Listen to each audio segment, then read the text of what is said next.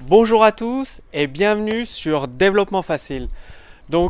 Aujourd'hui je vais partager une stratégie qui peut vous aider considérablement pour créer des applications beaucoup plus rapidement. C'est-à-dire que vous allez écrire votre code avec l'autocomplétion beaucoup plus rapidement. Aujourd'hui je suis dans un cadre un peu idyllique. Je me trouve à Belgrade en Serbie dans un parc magnifique et donc j'en profite pour vous tourner cette vidéo pour partager avec vous ce conseil très important qui peut vraiment accélérer votre développement. Donc en même temps vous pouvez profiter de la vue. Alors le truc c'est que vous êtes peut-être dans ce cas-là, beaucoup de développeurs se disent que ça sert à rien d'utiliser un workflow, un environnement de développement, de prendre le temps d'en créer un parce que un simple bloc-notes, par exemple Notepad, suffit pour écrire du code JavaScript. C'est vrai qu'un simple bloc-notes ou Notepad suffit pour écrire du code JavaScript, mais l'avantage, si vous créez vraiment un environnement de développement optimisé, vous allez avoir tout un tas d'options qui vont vous simplifier la vie. Par exemple, vous aurez l'autocomplétion, donc vous tapez les premières lettres d'une variable que vous avez créée auparavant ou d'une classe ou d'une fonction que vous avez créée auparavant. Et en règle générale, sur les environnements de développement, les éditeurs de texte avancés, vous appuyez sur CTRL espace et ça va automatiquement compléter le nom de votre variable, le nom de votre fonction ou le nom de votre classe. Donc, il est vraiment primordial de prendre le temps de choisir un environnement de développement en fonction du langage de programmation que vous utilisez.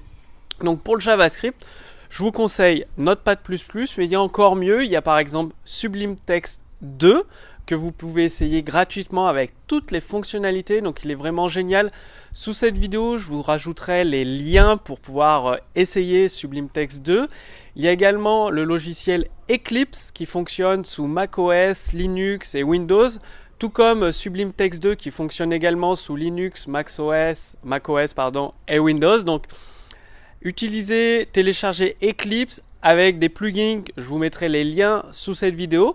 Vous pourrez créer votre code JavaScript justement avec l'autocomplétion. Ça va vous afficher si vous avez une erreur de syntaxe, genre vous oubliez un point-virgule, une balise non fermée, une parenthèse qui manque, dans des ifs un petit peu compliqués.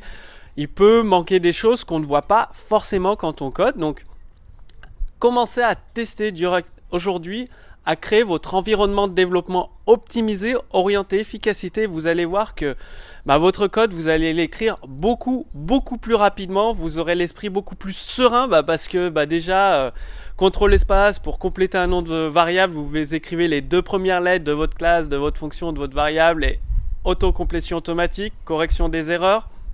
Vous pouvez rechercher très rapidement dans votre code avec Sublime Text 2. Donc dès maintenant, je vous encourage à regarder les liens sous cette vidéo pour télécharger, créer votre environnement de développement.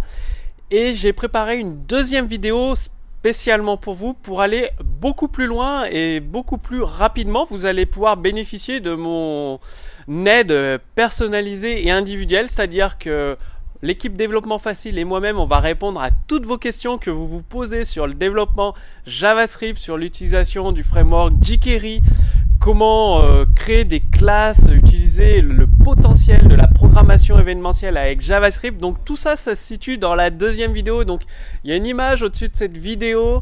Lancez la deuxième vidéo ou à la fin de cette vidéo, cette vidéo va se transformer en lien cliquable. Vous avez juste à cliquer sur cette vidéo pour être redirigé dans la deuxième vidéo et profiter de mon aide personnalisée en JavaScript justement pour créer des sites web 2.0. Vous allez même pouvoir créer des jeux avec JavaScript en combinant l'HTML5, le CSS3.